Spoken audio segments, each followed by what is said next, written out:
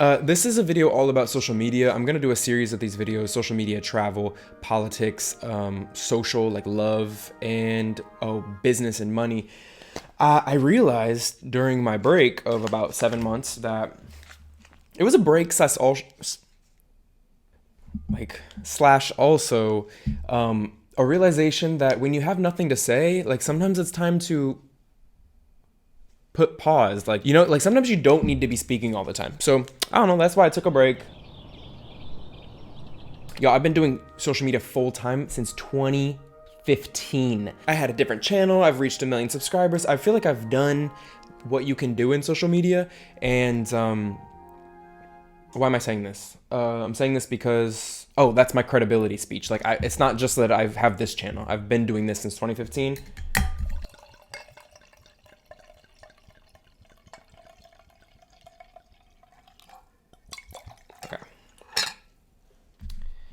So where was I? So that's my spiel. That's why I feel like I'm credible to speak on the topic, because I've seen the social media game go from one that was really enjoyable to one that's like, wait a minute, I didn't sign up for this. And by that, I mean constantly being addicted to the internet and trying to get other people addicted. Like, my goal on here is not to make my audience addicted. It's rather to do the opposite. I want y'all to watch these videos, be like, damn, I actually learned a thing or two, and then go do something.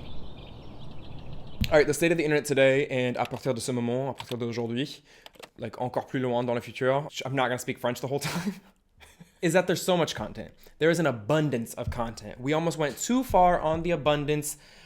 We did the abundance era too well, and now there's so much content. Now, let's talk about this in two ways, and I'm gonna be doing this two-way thing throughout the whole video, where I'm talking from the point of view of like a consumer, someone who's just, like, you got your job and you just are on social media just because it's like the only thing to do today. And then the point of view from a creator, from somebody whose job this is, because maybe you want this to be your job, maybe this is your job, and you relate to everything I'm saying. Consumer, there's so much to watch. That's a pro, because you can, if you don't like this video, okay, there's about 500 over here. Con, there's so much to watch. You have to click through 1 million videos to get to one you're interested in. Creator point of view, oh my God, there's so much content out there. My content could get discovered because people are being discovered every day. The con, you're amazing, A-list, award-winning content, just gets dogpiled. Add it to the trash. Okay, so social media these days feels like Netflix. You know how when you go on Netflix, honestly, any app today, it's like this. I want to watch something. Oh my God, there's so much to watch. Oh my God, 99% of it's garbage. Oh my God, let me go on TikTok. Oh my God, there's so much to watch. And 99% of it's garbage. You go on Tinder. Oh my God, there's so many people to meet. 99% of them are... ting, ting, ting. Garbanzo beans. When I started, you know, social media was a place for people who were doing something different. If you were doing something different and interesting, yeah, you were probably going to succeed. That's what was interesting about it. Now, if you're doing something interesting and different, you're probably not going to be picked up by the algorithm. Let me slow that down for everybody. Let me say it in French. Avant, il fallait faire quelque chose de différent pour être découvert. Là, en ce moment, il faut faire exactement pareil que tous les autres pour être découvert. Two completely different méthodes d'être découvert.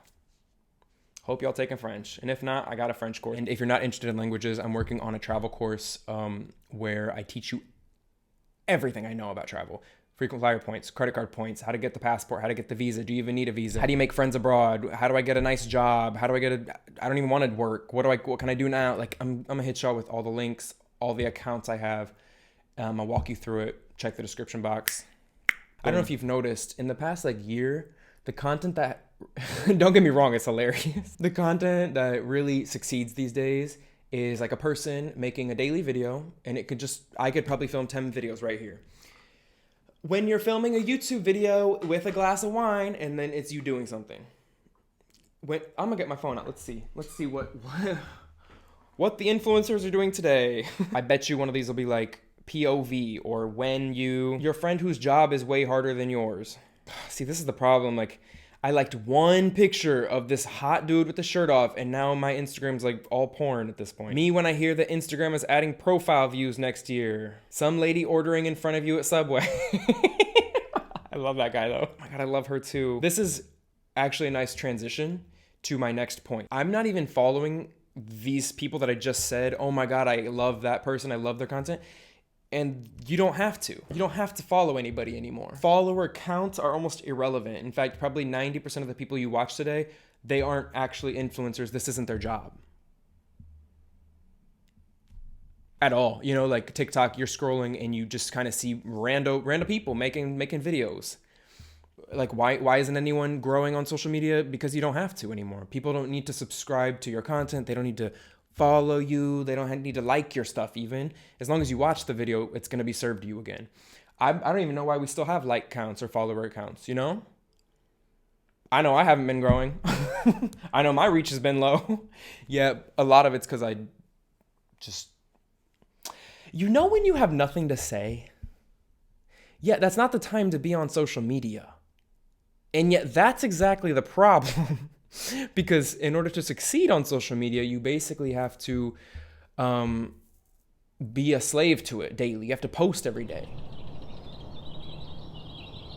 You spend more time scrolling than you do actually doing the activity you're trying to do. Every so often, you come across a person who's hilarious. And you're like, that's what I was looking for. Finally, I found it. This was worth it. And then you kind of fall back into that trap where you're just like scrolling. But it's that hope that I might find the diamond in the rough one more time. You know what? We're not all complete dum-dums, because I think no one's going to word it this way. I'm taking this way too far right now. But there's something beautiful. This is the part where I get all sentimental. I don't know what's gotten into me. Do you guys feel this way? Okay. I would say in my 30s, I've gotten a lot softer. Like, okay, in these videos, I'm like a cold-hearted bitch, right? No, it's more fun to be a diva. It's just more fun in life to like have strong opinions, even if you're like not really that convinced by them. Just to like have a perspective. It's more fun. It's more entertaining. La la la la la. But no, I found myself like putting on music and like really listening to the lyrics and like crying. Or I'll be cooking pasta and being like my friend called me today. Like, that's sweet. They called me. Why? Because they wanted to talk to me. Because they keep me around. Just like I keep them around. Like, I can't watch a movie without crying. I watched Tu Wong Fu, Julie Newmar, Thank You for Everything. The title, I think they could have done something better with the title. But it's about 3 drag queens who are on a road trip across the states, and they stop in a Midwest town, which is like not the place for drag queens back in the 90s. And at the end, I thought it was really cool that the town is like sticking up for them. Got me fucked up. You got me fucked up on that one. And at the end, she goes, Patrick Swayze, at the end, she goes, I'm not seeking your approval. And then the other, Wesley Snipes, she goes, approval neither desired nor required, but I will take your acceptance. And your approval is not needed. That's right, approval neither desired nor required. But I will take your acceptance. Turn it off. And I loved it. And in a way, I related to it. I've always just, this is how I am in person. This is how I am in this country. This is how I am. I'm not filtering myself. I'm also not asking for your permission. I will accept your acceptance and your tolerance of me, just as I'm tolerating you, by the way. So right, people still like social media. I like social media because it's the place of the people. We're following people because it's coming from them. It's not coming from the TV networks and the TV executives and this show got greenlit and you fall in love with it and they cancel it. It's not up to other people. That is what's cool about this. All the people I watch on YouTube, I fucks with them. I respect them. I think it's really cool that you're putting yourself out there, your perspective out there. I want to see the world through your eyes. I want to learn from you. I think it's beautiful. It's like by the people for the people. Whereas TV's like, I want to buy the people out. Like B-U-Y. And nowadays, we're all going bye-bye to it. I want to show you another example. So I had this idea, one of my brilliant business ideas, that was like, okay, new people to my profile. Of course, we're living in a world where like you can just scroll on my feed and like see what I'm about. Why don't I make 2 pinned posts and I'm going to design them up? Why don't I make these 2 pinned posts like a welcome post? Hello, this is what my profile is about. Sorry, hold on. I've been trying to like gain muscle mass and I had 2 vegan muscle gainers. So that's probably 1,400 calories. Oh, and then I ate on top of it. And now I'm stuffing myself with wine. Okay, I made these 2 posts. Now, can you read what it says? No. That's okay to me. This book, I took a class with David Carson online on Masterclass or something. And he was like, people underestimate readability. Look, a lot of good design, interesting, cool, fresh design. Yeah, maybe the font is too small. Maybe the font is being overlapped. Maybe the font is in white on a white background and it's hard to read. Yeah, it's okay. Because if people are intrigued by the design, they'll still click it and then they'll read it anyway. So like the design doesn't have to be so obvious. That's what makes it interesting. God, why are people so boring? So I made these posts. Boom. This is what art and brand is about, everybody. Like this is why I follow people online, because I want to see what they make. Again, with no rules. I don't even know if you guys get it. Fuck it. Why do we also still like social media? Like, why haven't we given up completely? Because in these inflationary times, social media usage is free. For the most part, our data plans have exploded. I know here in France, I pay 20 euros a month, baby. Every 6 months, they're like, actually, you now get 120 gigabytes. And actually, like they keep lowering the price and making it better. And Wi-Fi, you're not even using it. So it's free. Like, why are people addicted? Because it's free. Why are people not giving it up? Because if you have a Wi-Fi connection, you're just going to keep using it. Third reason why we still like it is because that is where all the slang is happening. I'm also a little conflicted with this one because I think what's more interesting about somebody is that they speak in a different way, or they have their own expressions. They have their own way of speaking. That's what makes them cool. And the slang like moves so quickly. In the past few months, like I personally learned the terms corporate gulp, tech stutter, and these are very accurate, by the way. Or not only that, like there's a new hit trendy song every 2 seconds. Right now it's ITGIRL. In 2 weeks, it's going to be something else. And in 2 weeks, so the point is people don't want to feel left out. They want to belong. You know, and I'm trying to break these things down because I personally feel a little gross, or I just feel like I'm wasting my time. C'est-à-dire ma vie. En faisant ça. And it's like I know it as I'm doing it, and it's all just like empty calories. Like there was one post I saw that was literally me if I were a tortilla chip. You guys, like... No, and I laughed, but then like after I watched it, I'm like, I can't keep watching things like this. It was a very representative of social media, actually. That's probably why it clicked. Not only are tortilla chips empty calories, but that content was empty calories too. I laughed, I got a giggle, but am I gonna remember it next week? Probably not. That's always a marker to me if I'm spending my time well. Can I remember what I'm doing? And I can't tell you what I watched on social media this morning. That's a problem. I'm not okay with... What is this? This is dope. Okay. Bottom shelf. Wine. Wine up. Wine up. Backup dancers come out of nowhere. Wine up. Oh, yeah. I guess I still have fun doing this. I guess I do. By the way, I put this on my Instagram story and I said I tried filming this, but it was complete garbage, so I deleted it. Well, the video was a disaster, guys. I have to refilm the entire thing. It was a bunch of garbage. And you guys were like, I love these kind of videos. I've never been one for the video essay. I mean, I watch them. I've just never made them. And so, I don't know. I guess we'll see what happens. If I like doing this. Okay, back to the job thing. Like, this job, it's just as much entertaining you guys as it is keeping yourself entertained. À un moment, t'as fait tout le contenu que tu veux faire. So, that's why I took a break. Again, because I'm like, I did it, and now I'm going to step back because I don't want to add more garbage, right? Keyword of the video. Everything, everywhere, all at once. Everything is I think that was one of the movies where the soundtrack made me cry. Everything, everywhere, all at once. Everything is content. It's becoming redundant. Redundant. Came up, but we still up a dungeon. The dun. Yup, in London. Competition, why, yes, I would love some. How'd they fucking get mad because they run... More talent in my motherfucking left thumb. More talent in my motherfucking left thumb. Okay. I included a screenshot in my Notion here, which is a newsletter that I was sending after my trip to Dubai last year.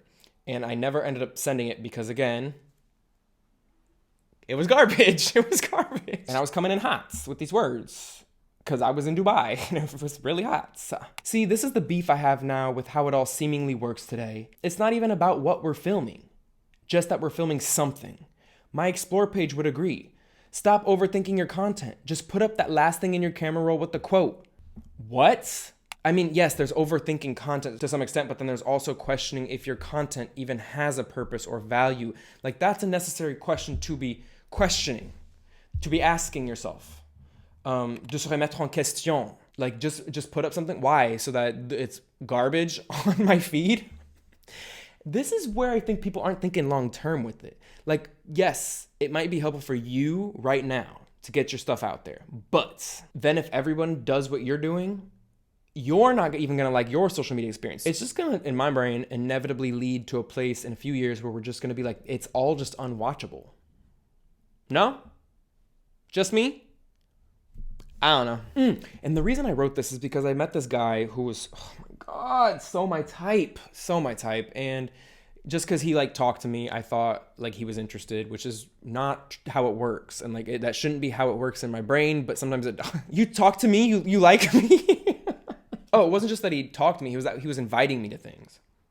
Like, à un moment, like, t'es soit curieux, soit just sending me mixed signals, or I don't know, just trying to be nice.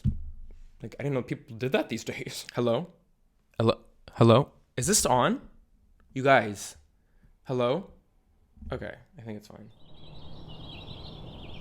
Yeah, I wrote the newsletter because I was meeting lots of people in Dubai. This isn't even a Dubai thing. It's just an everywhere thing. And they say, what do you do? I say, I'm a travel YouTuber. Most of the time I just say I work for YouTube because I don't even want to explain.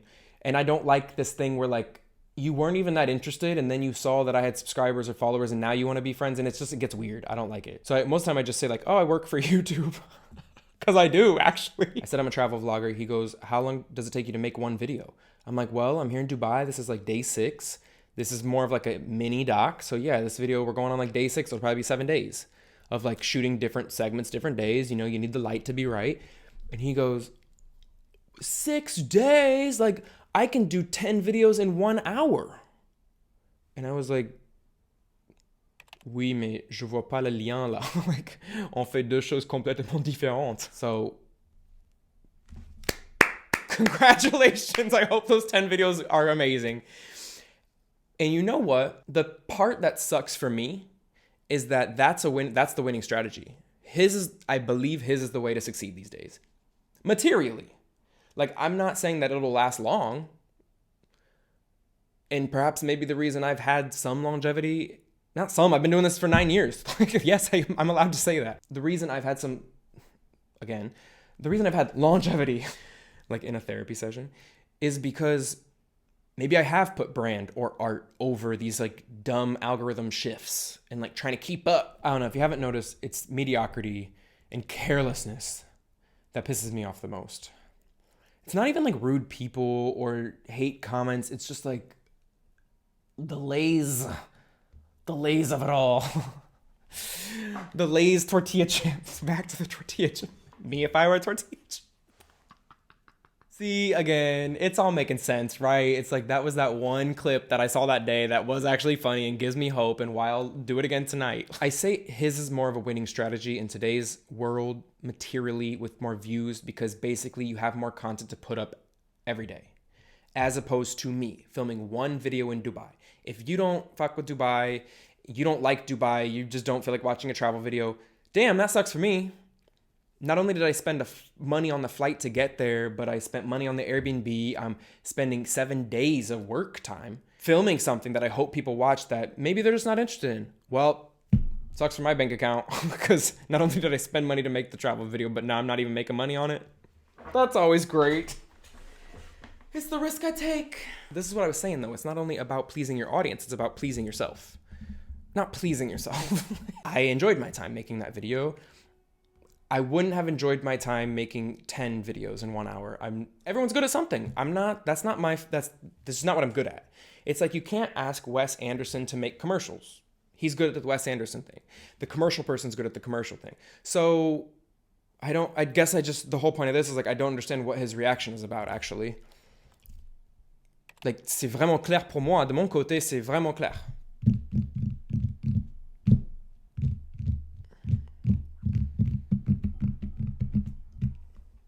But yeah, it's more of a winning strategy for him because he can put up 10 videos every day. And if they suck, if they don't get a lot of views, whatever, then he can just take it down, delete it, archive it. And then you look successful because all the stuff you put up is successful. I've done that like a few times. Like I've deleted a few things, to be honest. They didn't get the props it deserved. I'm not a fan. I'm not a fan of that because, yeah, I guess in theory, then I could take my Dubai video, and since I do segments, the current state of social media would be for me to break it down into different videos. So I could have my Dubai videos, but it would be a 2-minute video on Monday, 2-minute video on Tuesday, 2-minute. I like weaving a story together. No? Don't you guys like that? To be real, that's kind of why I am excited to make these kind of videos, because this doesn't cost me anything. This is free for me to stay here. Is this a long-term solution? No, because I'm going to get bored. I could never do a studio show. I can't, like, oh my God, it's like the same set 2 videos in a row. Whoa. Okay, the travel videos, yes. I have a ball doing them. Like, what a job, honestly. What a freaking job. That's amazing. Okay, anyways, we get it. Y'all know how I was making those documentaries like a few years ago. I did Berlin and Amsterdam. I loved doing it. Oh, Romania. And it was so much fun. I felt like I was in my element. That's exactly what I'm saying, though, with the current state of social media. Like, I was busting my ass for one video and spending lots of money to do it. And it's a huge risk now, since there's so much to watch, since there were less people online, or it was really only influencers who were making content, the bets were in your favor, that it was all gonna be plus rentable. You see what I'm saying? Now it's like, again, this long-term thinking, I don't know the way that the algorithms work today. The content's just gonna get more boring in a way because we're just gonna get used to seeing people in their houses making content, because that's the only thing you can bet on. Like, why would you risk buying the flight, buying the Airbnb to go make something if the algorithm might not even give you what you want? I'm putting on my psychic glasses, give it a few more years, all the content's going to be made like in a place that's not costing you anything. So yeah, in your bed, not in your bed, at home, as opposed to wanting to make something creative and risking it. So my goals, career goals, it was always that I saw YouTube as a place that would launch me somewhere else, that I would make a TV pilot and I'd start working with really interesting people and we could really get a show off the ground.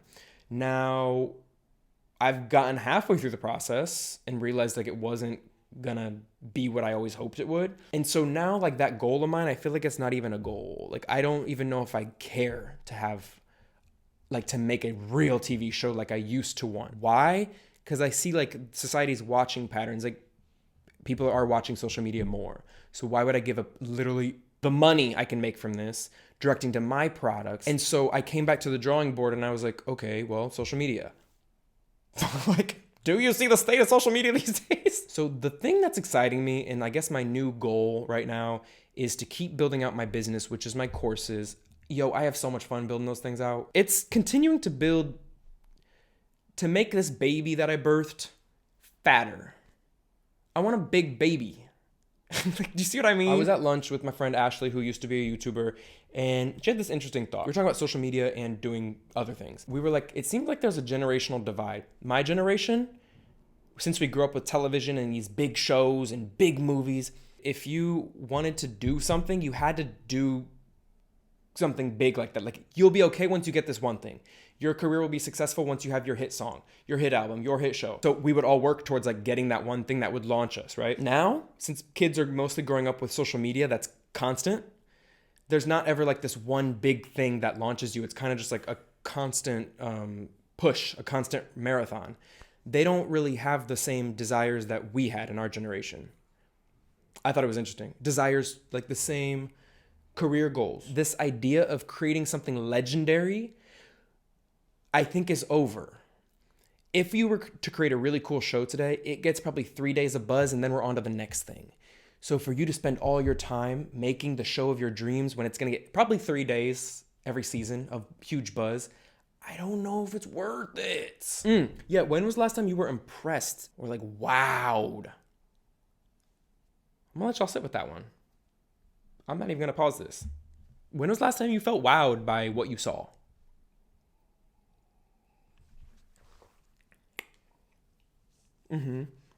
Yeah, I know. For me, it was when I put on Desperate Housewives reruns. Talk about plot twist. What a well-written show. The music, the voiceovers, the acting, everything works. I was wowed by it. That show's from 20 years ago. When you see things over and over, you're less impressed by them. Fair to say that? Okay. So when we're seeing so much content every day, we're less wowed by the things that we see. Now on to the gotcha social media segment here. Have you noticed how so many YouTubers use these clickbait titles? And I guess this goes back to what I was saying about, like, is that all my attention is worth to you? Your audience's attention is worth to you just to make filler content, fluff, so that you can stay relevant in their minds. Like, you guys, does it pain you too? Like strawberry wine. Okay, Russell Brand. I love Russell Brand. I think he's super well spoken. He has interesting things to say. And he's super spiritual. I find it very surprising that his whole YouTube channel, if you go to it, it's all like fear-mongery, clickbaity titles. And it just makes me think, like, what is that all about? Insane transformation. You won't believe this. You have to know this in order to succeed. Who's the there's like a million financial YouTubers. I watched one of his videos and he was like, if you have a title and I click on it, I have mad respect for you because you got me to click. But then the video like wasn't what he thought it was going to be. But he's like, mad respect to you because like you basically won my attention over. What?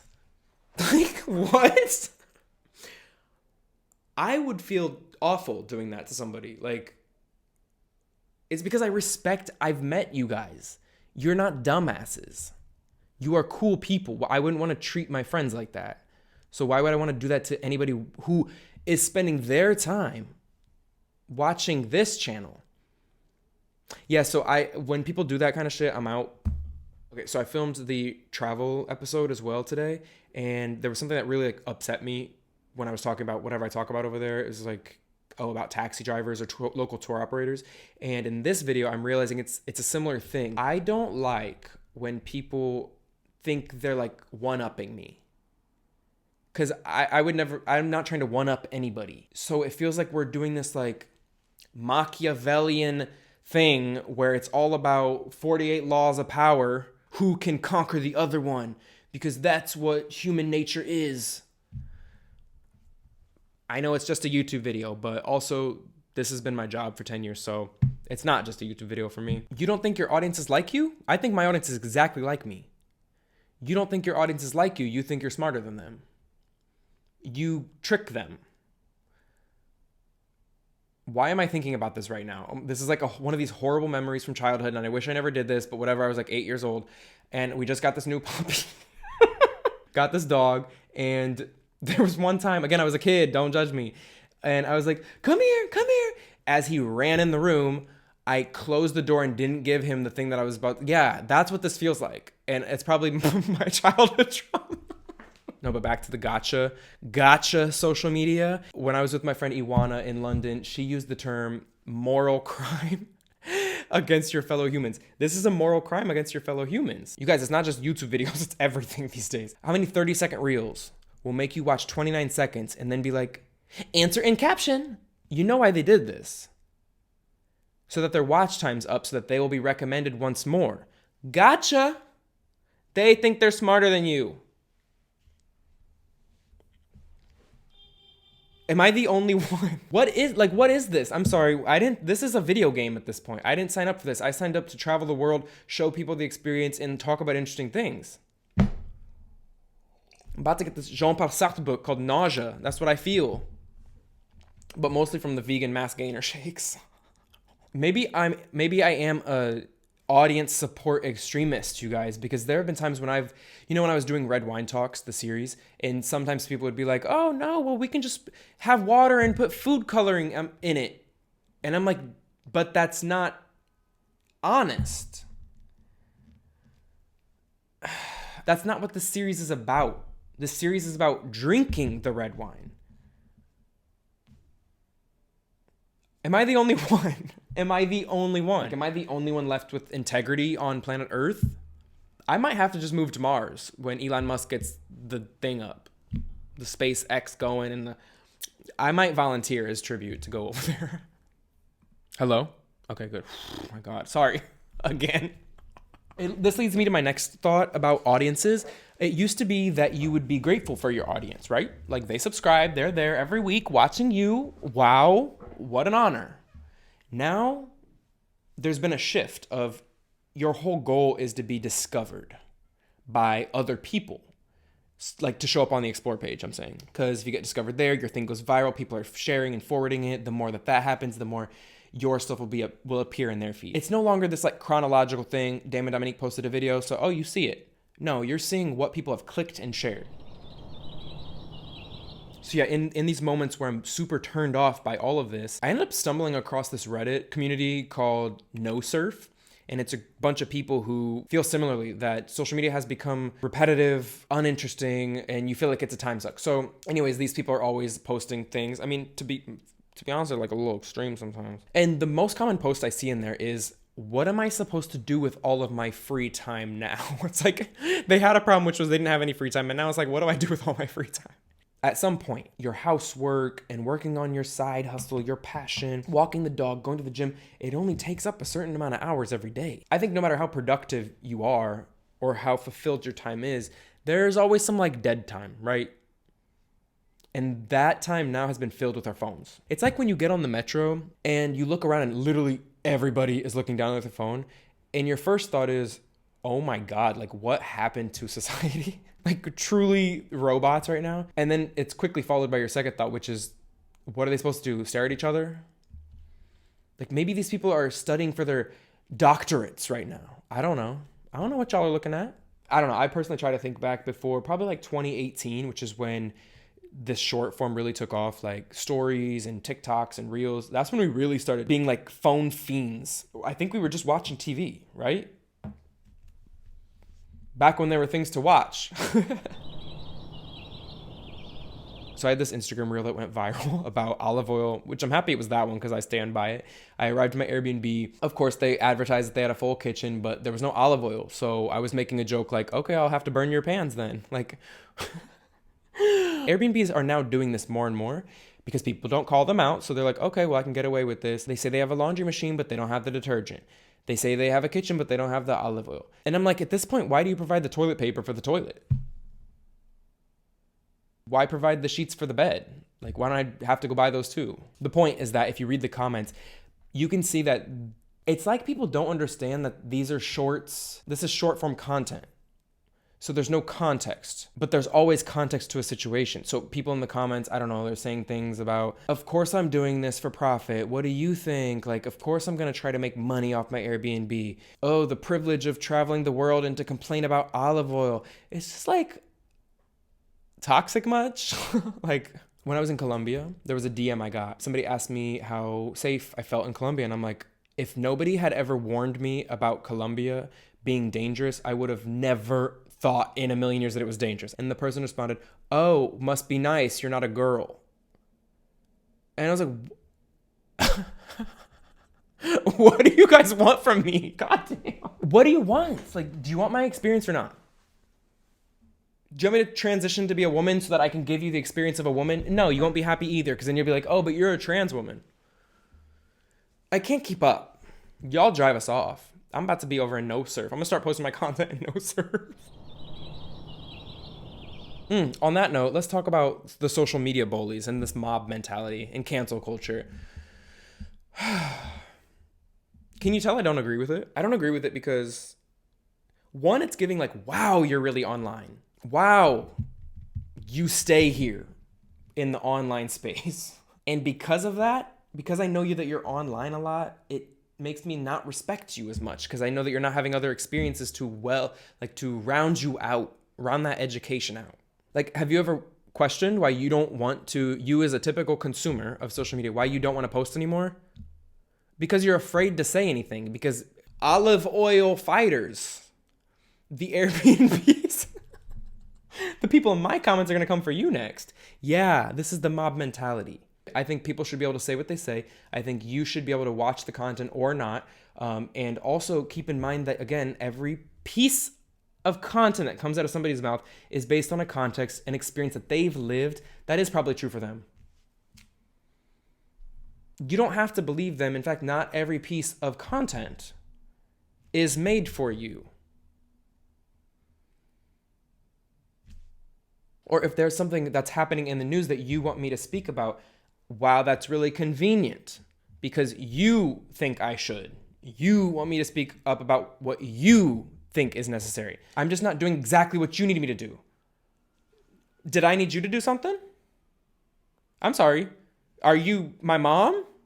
I'm sorry, do you not think that I'm a smart person as well who has potentially my own opinions on certain topics and activism? Got me fucked up at the end of the video. Now I'm mad. Now I'm fucking mad. I know that there's going to be a tragedy next week and there's going to be a new group of people that need me to speak up. And you know what? It's going to be even worse because they're going to say, oh, but you spoke up for this group of people. You must be racist towards this group of people. Or you must be homophobic.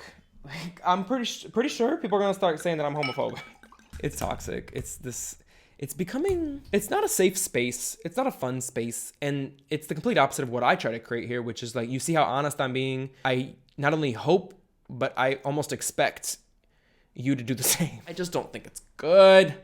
If we're all patrolling each other, it's just not going to go where we think it's going to go. For example, I don't even want to take it here because I don't want all these comments to be coming in here. The Israel-Palestine thing, do you really think, I'm even coming with fire right now and I don't want to do it because this is exactly what would happen. This is why I don't do it. People mistake silence for apathy. No, I don't want to speak up on the issue because I don't want to exacerbate the bullies, the people who are just looking for an argument, which is who it's just going to prompt anyway. The people who follow me and like me and watch the videos and have the context know that I would never support like the Israeli government building settlements, the Israeli government attacking Gaza. Like, at the same time, social media is built for this no context area. So if I get on my Instagram story and I'm talking about this, I can't give the entire history of the region in 30 seconds, which is all you're going to watch anyway. And so I'd rather not exacerbate the anger, the passion, because I don't feel like it's productive. It's not a conversation for an Instagram story. Wrong or right, direct your anger at who you need to be directing the anger towards. Governments who supply war materials. We need to stop getting mad at each other. I'm done. We're moving on.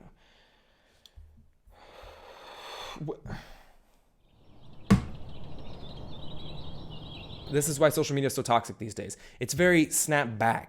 What is it called on TikTok? The Stitch feature. Snapbackathon. It is a snapback marathon over there. You say something, of course there's no context because it has to be short because that's what works. And the other person's like, actually, this is what I do. Actually, my second cousin did this one thing 15 years ago, which proves your whole theory wrong. It's gamin. It's gamin. Copy and paste culture. So back in the day, you would make your video and you'd post it, and people had to really want to copy to film a video, edit it, post it, hope it gets as many views.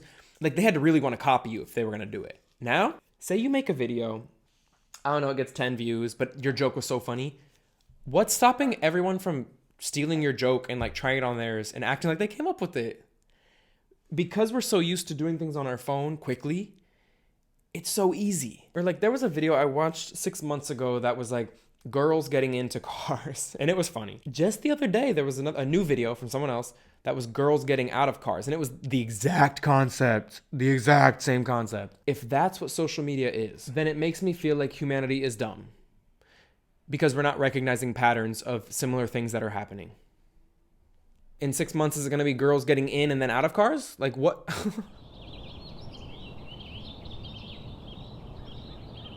YouTube as a job, social media as a job, the first thing I want to say is that I had a YouTube partner manager, which they've never done anything, by the way. Anyway, one of the partner managers sent me over like a feature that was going to be released on YouTube, which was similar to the TikTok Creator Fund. And I responded something along the lines of, oh, well, what's interesting about YouTube is that if everyone posts their really cool thing in this month and everyone gets a lot of views, then everyone wins.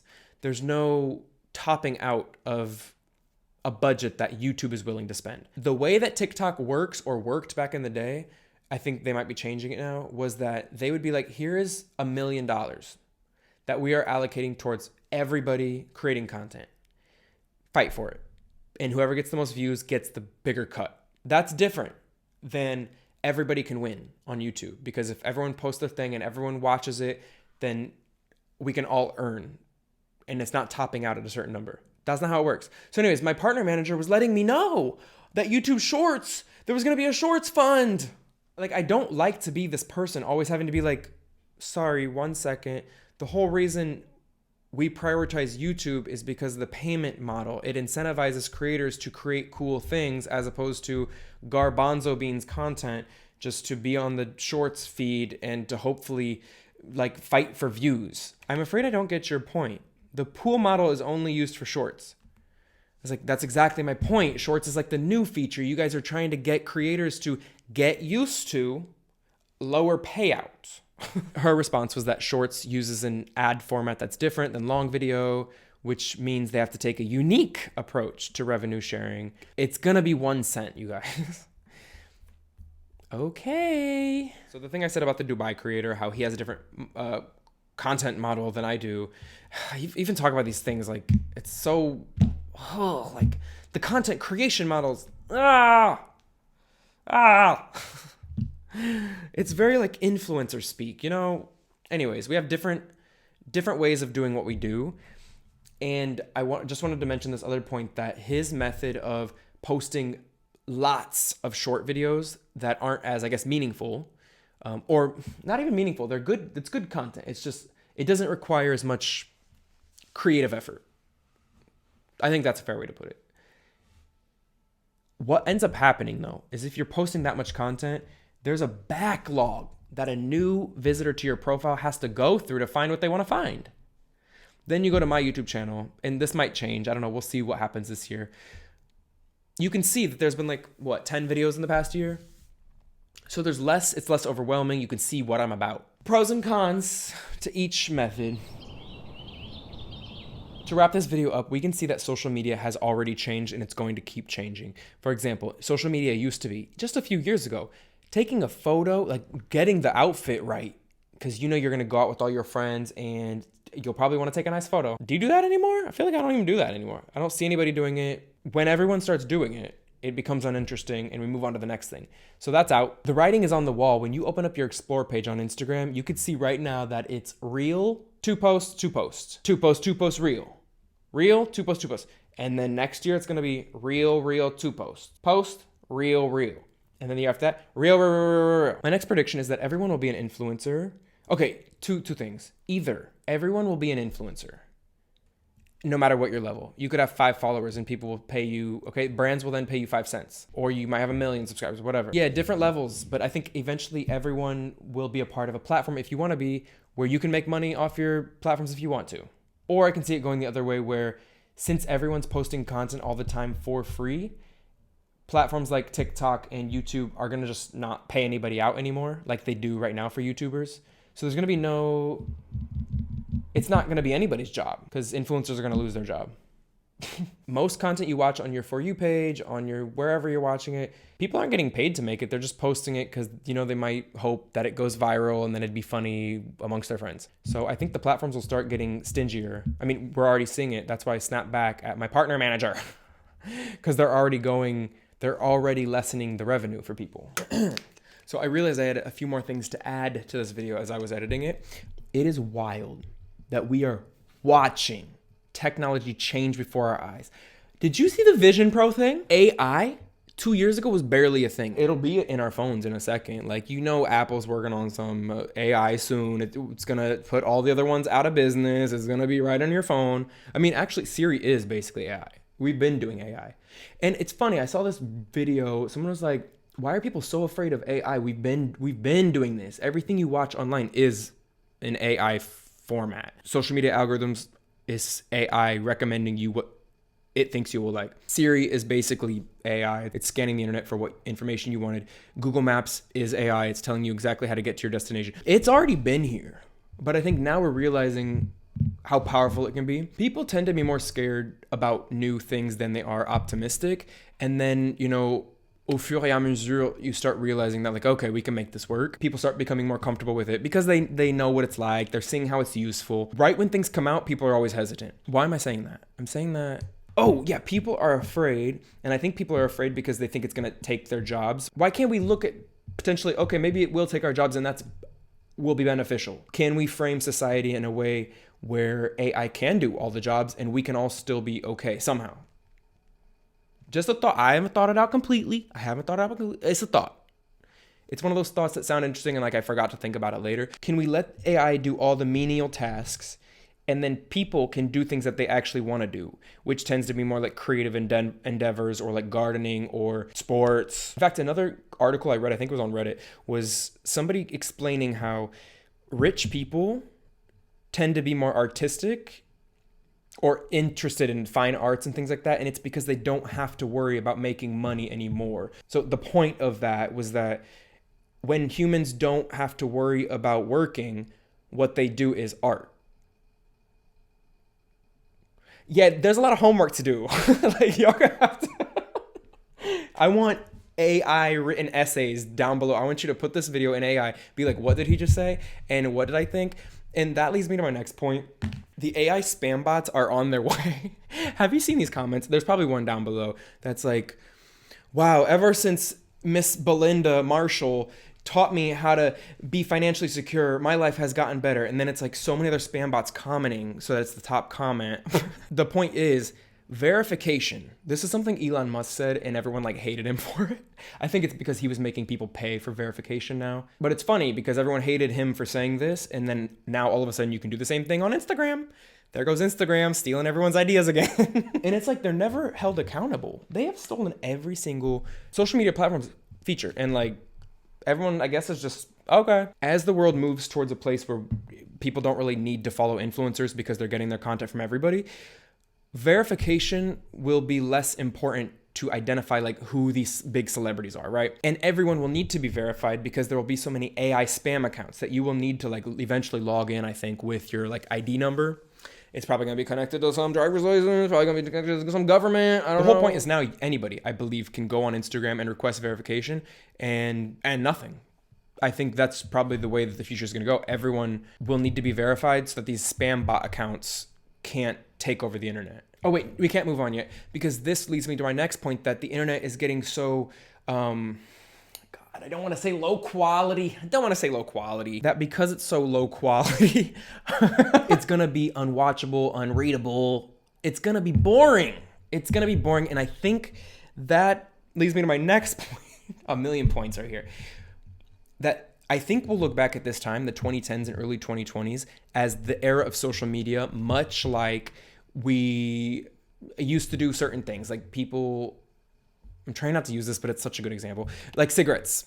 Everyone used to smoke and then it kind of fell out of style. Or this screenshot. Quantity of content will increase, so quality will decrease, hence more generic and boring content and AI generated content.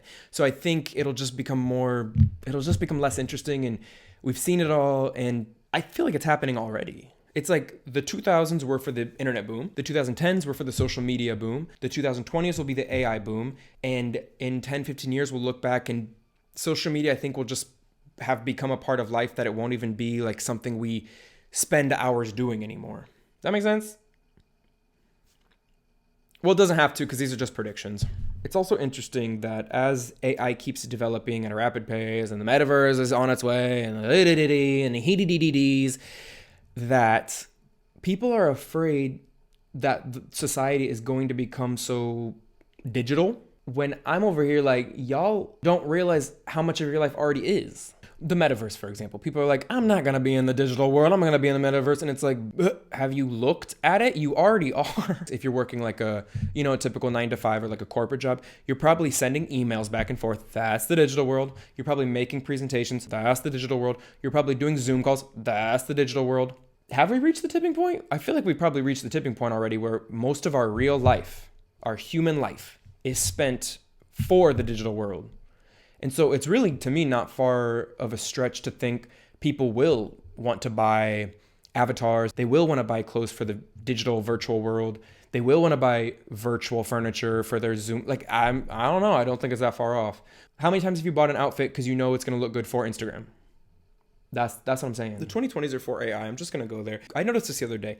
I was typing like cleaning playlist into Spotify, hoping like maybe there's a perfect cleaning playlist. Well, there was, because Spotify created the cleaning playlist based off of what I'm already listening to. It wasn't that it was like Spotify's cleaning playlist with new songs that they, curated, or someone else's cleaning playlist. It was specifically geared towards me. And that's already happening now. So again, give it 5 years. There's going to be I'm going to log on to Spotify and they're going to create a song in the moment for me with the perfect lyrics based on like what I've been saying to my friends in my WhatsApp chats. They're going to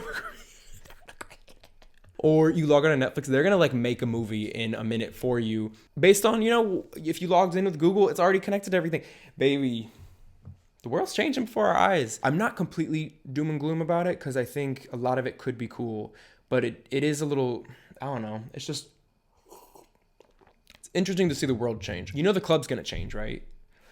Like we are going to enter the club, and based on geolocalization, it's going to like connect to all of our Spotifys and make a playlist based on what songs we all have in common.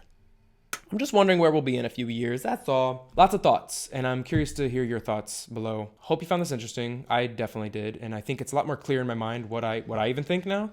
So I'm happy with it. I'll see you in the next one. Bye. There are no gatekeepers. You could film a video much like this one on your phone right now, post it to YouTube, and watch it get 1 view. I got served this video, another creator that I don't follow that I love.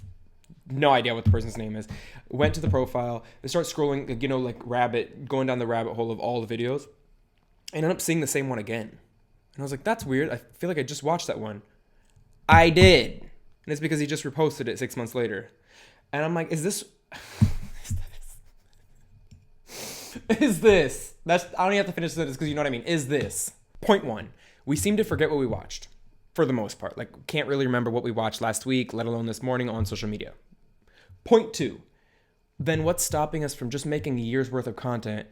And point 3, reposting that same content next year and the next year and the next year. It's like no one's going to remember, but they're still going to like it in the moment. Is this? And who knows, maybe I'm wrong. Like, you can comment below and let me know that I'm wrong. Again, that's the beauty of this whole thing. This is like from me to you. Now you can respond. That's cool. You can't respond to the Netflix show. Although I'm sure soon you'll be able to like comment and put on the goggles and be in the show and choose who you want, which character you want to be, and live the experience. It's probably what's happening right now. It's probably just aliens who chose my avatar and they're like living my life out. We don't actually know. Well, I don't know. In fact, there was an opportunity, let me say opportunity, not even deal, because when they sent the deal over, I was looking for a deal. Deal for you guys, not a deal for me. There was an opportunity to we like your creative brain. Do you have any other show ideas? And I said, of course, I have many. And so we went back and forth, probably 2 months of Zoom calls. They send the contract over. And it was one of these that's like, you can work with us. And they were really cool. Like, don't get me wrong. I liked these people. But it's always interesting when the contract comes through. It's like, is this your true self, or was that your true self? I don't know who I'm talking to. The deal was to develop this idea for 12 months. I was thinking, wait a second, develop the idea for 12 months. You're on salary. You're going to get paid for all these meetings we're doing. Am I just supposed to hope that the show sells? Do I get any compensation for working on this for 12 months? No. And then if the show doesn't sell, they have the right to take the show and put another talent in and try to sell it again. And I would just be off to the side after having contributed all my ideas. It pissed me off. It rubbed me the wrong way. I had to pay a lawyer $3,000 to look over the contract for an opportunity that came to me. None of it made sense, and I was pissed. So saying it because that dream of mine of always having a TV show, I don't think applies anymore. I thought I was doing myself a favor with organizing all my thoughts, but I realized there's so many thoughts. So this might be somewhat of a huge tsunami wave. Let's hope this video doesn't go live right when like a tsunami hits someplace and then it's like a badly timed joke. So strap on and grab your strap-ons.